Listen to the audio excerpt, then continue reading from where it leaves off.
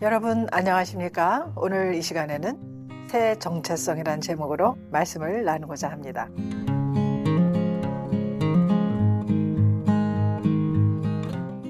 가끔씩 젊은 어머니들이 어린아이들을 처음 병원에 데려가면 작성하는 서류가 많은데 그 환자 기록부에 물어보는 질문이 정말 어지럽다고 말씀들을 하셨습니다. 자기들이 잘할 때와는 요즘의 상황이 너무나 다르다면서 서류를 작성하다 보면 머리가 띵해진다고 하셨죠.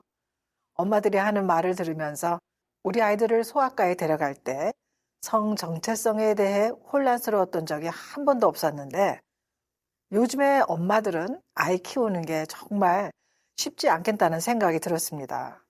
그런데 최근에 제가 직접 그와 같은 경험을 겪어보는 기회가 있었습니다.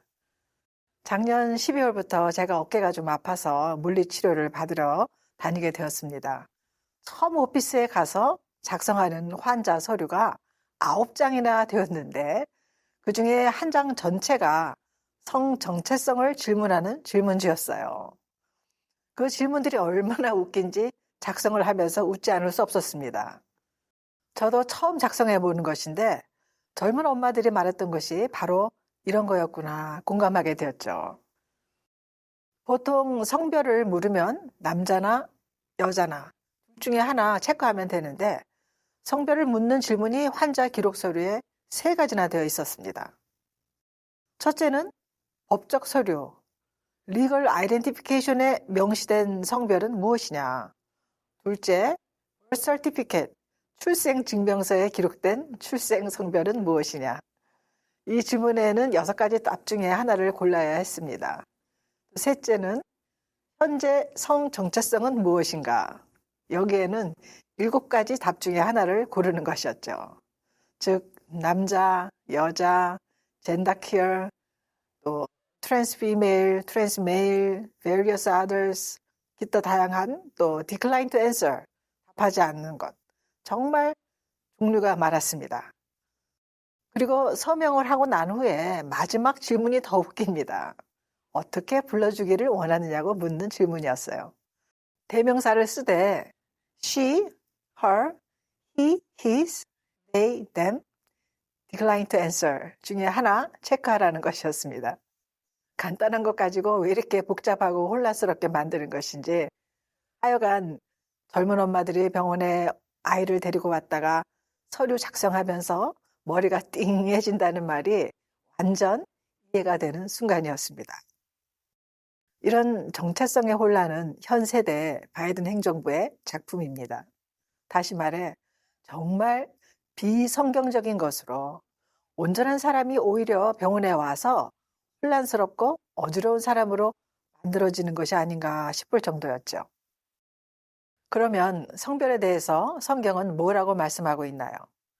구약 성경 창세기 1장 27절에 하나님이 자기 형상 곧 하나님의 형상대로 사람을 창조하시되 남자와 여자를 창조하시고 라고 말씀하고 있습니다. 하나님은 오직 2가지 성별만 창조하셨습니다. 남자와 여자입니다. 둘 중에 하나만 되는 것이지 2가지 성별을 한 사람이 동시에 가질 수는 없는 것입니다. 게다가 남자가 여자로 또 혹은 여자가 남자로 중간에 바뀌어지지도 않는 것입니다. 하나님은 온전한 사람을 창조하셨지 이상한 creature, strange creature 그런 이상한 생물로 사람을 만드시지 않으셨습니다. 저는 환자 서류를 작성하는 극히 짧은 순간이었지만 마치 소돔과 고모라 시대의 혼란의 극치를 보는 것 같았습니다. 이래서 자녀들이 학교에서 오늘은 어떤 화장실을 사용할까 고민하게 된다는 말을 하는 것입니다. 우리 하나님을 믿는 크리스찬들은 모든 기준이 성경에 있습니다.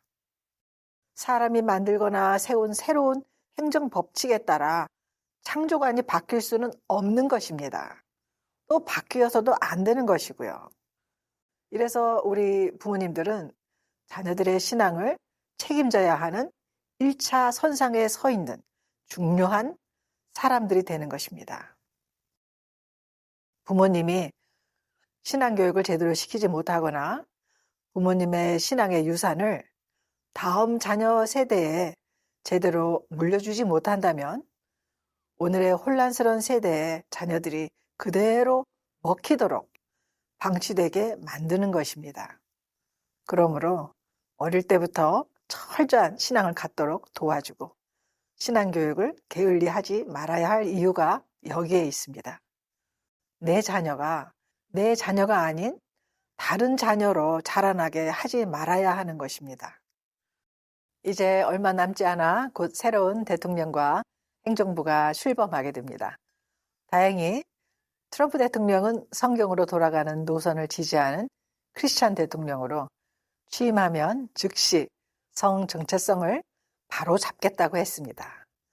남자 선수가 여자 선수로 출전하지 못하도록 만들겠다고 했습니다. 진실로 다음 세대인 우리 자녀들이 살아갈 이 나라와 세상이 사회적으로 혼란하고 무질서했던 것들이 바로잡아지고 교정되어 바르게 살아갈 수 있는 세상이 되기를 희망합니다. 바야흐로 2025년 새해에는 성별의 정체성이 새롭게 정리가 되기를 바라는 바입니다. 여러 가지 종류가 아닌 남자, 여자, 즉 하나님이 창조해 주신 질서대로 바르게 살아가는 새 정체성으로 거듭나는 이 나라가 되기를 바라며 우리 다음 자녀 세대들이 마음 놓고 살 만한 올바른 세상이 되기를 소망합니다.